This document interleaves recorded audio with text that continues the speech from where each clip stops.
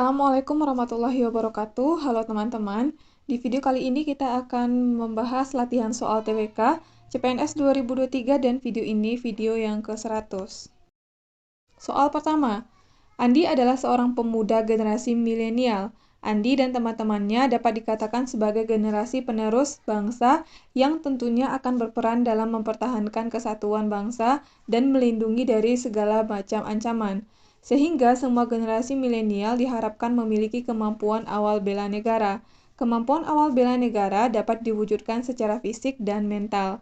Warga yang memiliki kemampuan awal bela negara dapat diindikasikan dengan sikap di bawah ini kecuali A. Memiliki kecerdasan emosional, B. Rajin berolahraga dan memelihara kesejahteraan jasmani, C. Memiliki pengetahuan tentang kearifan lokal dalam menyikapi setiap ancaman, D. Memiliki pengetahuan cara bijak bersosial media, E. Bersedia mengorbankan waktu, tenaga, dan pikiran untuk kemajuan bangsa dan negara. Yang ditanyakan pada soal nomor 1 adalah yang bukan kemampuan awal bela negara yang dimiliki oleh warga negara. Yang bukan merupakan kemampuan awal bela negara di antara kelima pilihan ini adalah pilihan E, yaitu bersedia mengorbankan waktu, tenaga, dan pikiran untuk kemajuan bangsa dan negara. Karena yang ditanyakan adalah kemampuan awal. Sedangkan pilihan A, B, C, dan E merupakan kemampuan awal bela negara. Sedangkan kalau untuk yang pilihan E ini lebih ke bukan kemampuan awal lagi, tetapi kemampuan bela negara yang dimiliki oleh suatu warga negara. Jadi soal nomor 1 jawabannya adalah pilihan E. Soal nomor 2. Sekarang perkembangan ilmu pengetahuan dan teknologi berkembang pesat sehingga dapat mempengaruhi mentalitas bangsa Indonesia. Contohnya saja, penyebaran hoaks munculnya berbagai aplikasi yang merusak moral dan mental generasi muda. Tak ayal, hal-hal tersebut dikemas dengan berbagai media informasi, aplikasi, maupun pemberitaan yang sangat menarik. Dalam hal ini, upaya nyata yang dilakukan pemerintah untuk mengatasi permasalahan tersebut adalah A. Mendukung aplikasi buatan anak bangsa, B. Mengeluarkan Undang-Undang ITE untuk mengatur tentang informasi teknologi, C. Memblok semua jenis informasi dari luar, D. Mendigitalisasikan pelayanan pemerintah, E. Mensosialisasikan penggunaan teknologi dengan bijak kepada anak usia sekolah.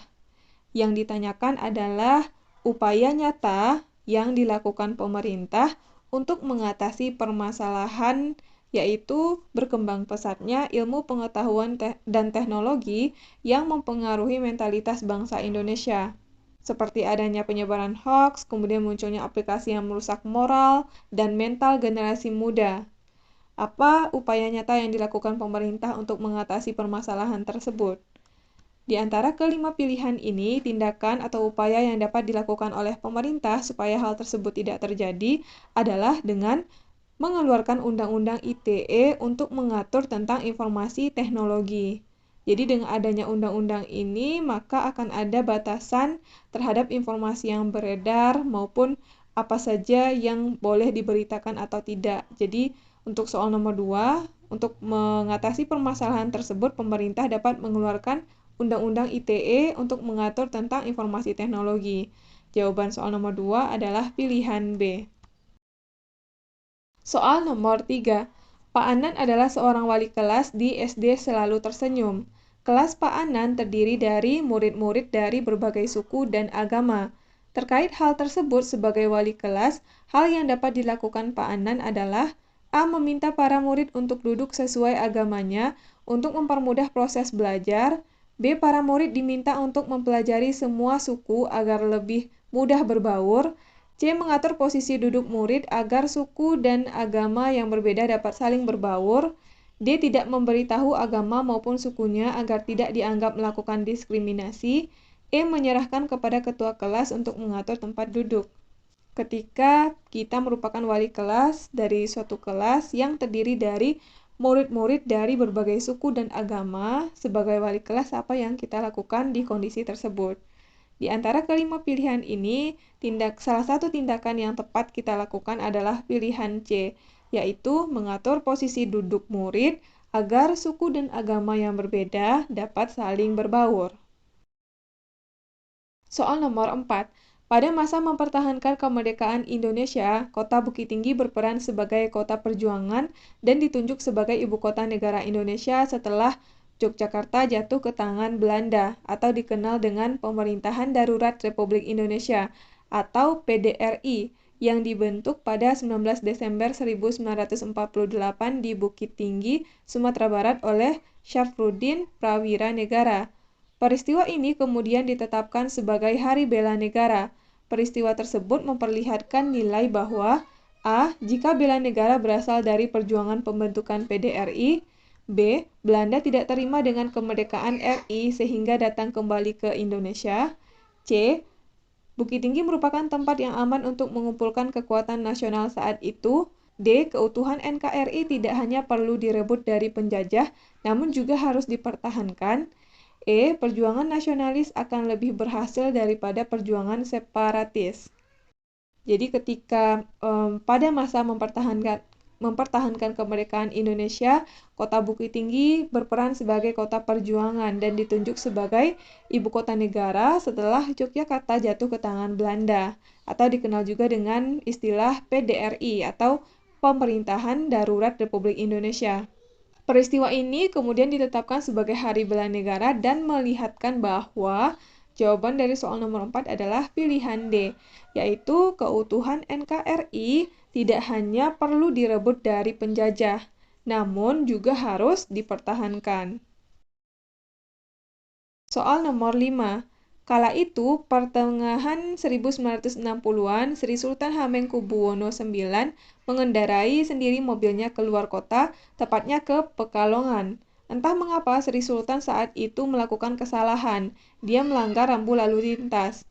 Polisi pun menghentikan mobil Sri Sultan. Saat itulah sang polisi baru tahu bahwa orang yang ditindaknya adalah Sri Sultan. Polisi tersebut Brigadir Royadin. Gugup bukan main. Ketika melihat keraguan-raguan di wajah Brigadir Royadin, Sri Sultan berkata, "Buatkan saya surat tilang." Singkat cerita, sang polisi pun melakukan tilang kepada Sri Sultan.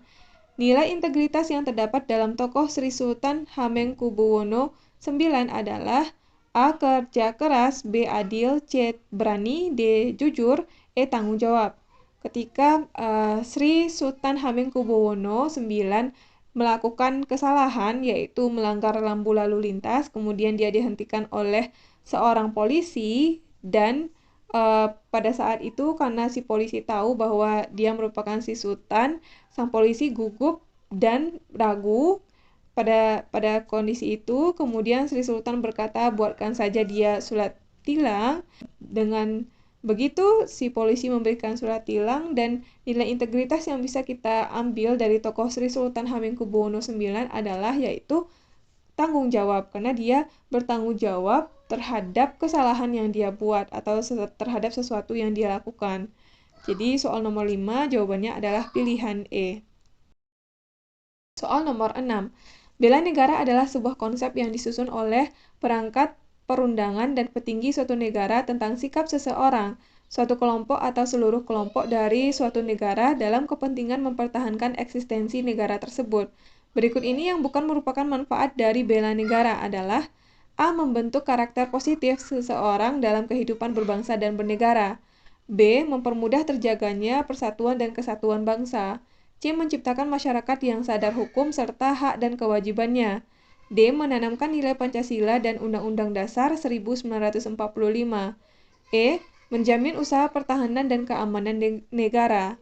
Yang ditanyakan adalah yang bukan merupakan manfaat dari bela negara. Di antara kelima pilihan ini, yang bukan merupakan manfaat dari bela negara adalah pilihan D, yaitu menanamkan nilai Pancasila dan Undang-Undang Dasar 1945. Sedangkan pilihan A, B, C, dan E merupakan manfaat dari bela negara. Menanamkan nilai Pancasila dan Undang-Undang Dasar 1945, hal ini akan melahirkan bela negara. Jadi dengan kita menanamkan nilai Pancasila dan Undang-Undang Dasar, maka akan melahirkan sikap bela negara. Jadi ini terbalik ya pada soal nomor 6. Makanya karena yang ditanyakan kecuali, manfaat dari bela negara yang bukan adalah pilihan D. Soal nomor 7. Cyberbullying diterjemahkan sebagai perundungan di dunia maya. Badan Perlindungan Anak Internasional UNICEF mendefinisikan ini sebagai perundungan dengan menggunakan teknologi digital yang bisa terjadi di media sosial, fitur chat, game, dan aplikasi lainnya.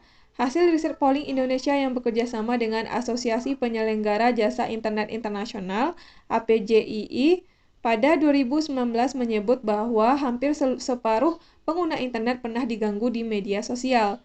Peristiwa tersebut ditinjau dari pendekatan pilar kebangsaan disebabkan oleh A. Efek pandemi yang berkepanjangan sehingga meningkatkan screen time anak, B. Kurangnya kesadaran terhadap hukum, C. Lunturnya pemahaman terhadap nilai-nilai Pancasila, D. Minimnya pengawasan yang dilakukan sekolah, E. Lemahnya pendidikan dasar. Yang ditanyakan adalah peristiwa tersebut ditinjau dari pendekatan pilar kebangsaan, yaitu adanya cyberbullying atau perundungan di dunia maya. Peristiwa tersebut ditinjau dari pendekatan pilar kebangsaan disebabkan oleh, jawabannya adalah pilihan C, yaitu karena lunturnya pemahaman terhadap nilai-nilai Pancasila. Itulah yang menyebabkan adanya cyberbullying jika kita tinjau dari pendekatan pilar kebangsaan, yaitu karena lunturnya pemahaman terhadap nilai-nilai Pancasila. Soal nomor 8. Bela negara merupakan hak dan kewajiban setiap warga negara tanpa memandang gender dan profesi.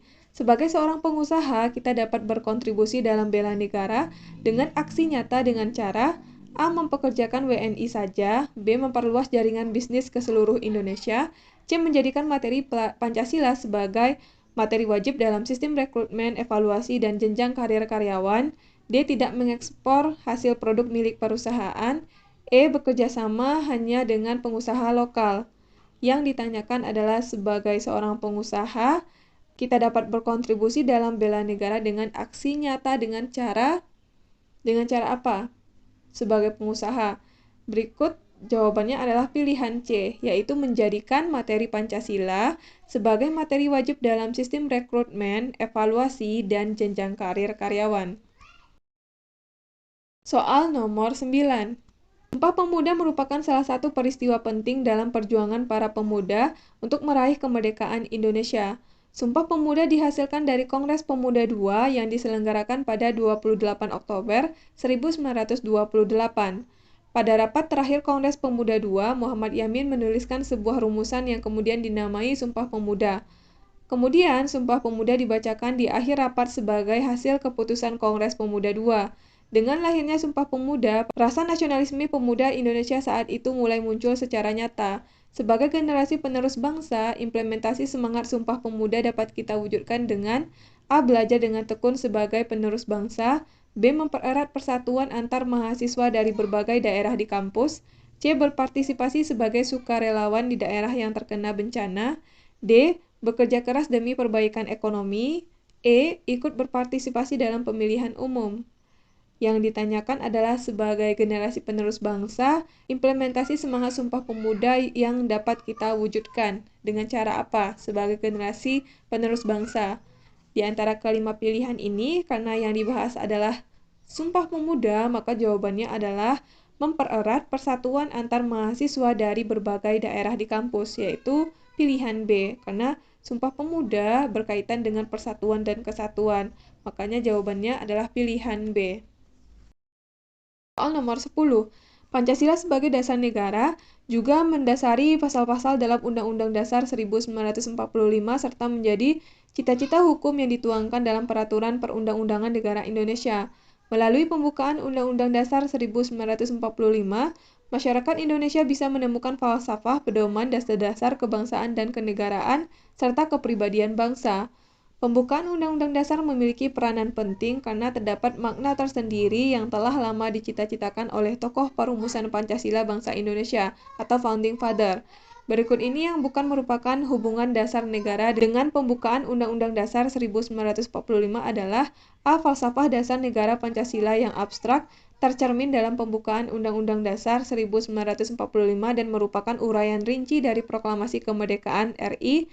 B. Pancasila sebagai falsafah harus diikuti secara mutlak dan tidak dapat digantikan oleh ideologi manapun.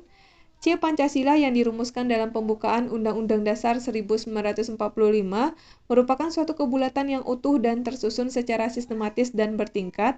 D. Jiwa Pancasila yang abstrak setelah tercetus menjadi Proklamasi Kemerdekaan RI 17 Agustus 1945 tercermin dalam pokok-pokok pikiran yang terkandung dalam pembukaan Undang-Undang Dasar 1945. E. Kesatuan tafsir sila-sila Pancasila harus selaras dengan pembukaan dan pasal-pasal dalam Undang-Undang Dasar 1945. Yang ditanyakan adalah yang bukan merupakan hubungan dasar negara dengan pembukaan Undang-Undang Dasar 1945. Karena yang ditanyakan adalah yang bukan, maka jawabannya adalah pilihan B, yaitu Pancasila sebagai falsafah harus diikuti secara mutlak dan tidak dapat digantikan oleh ideologi manapun.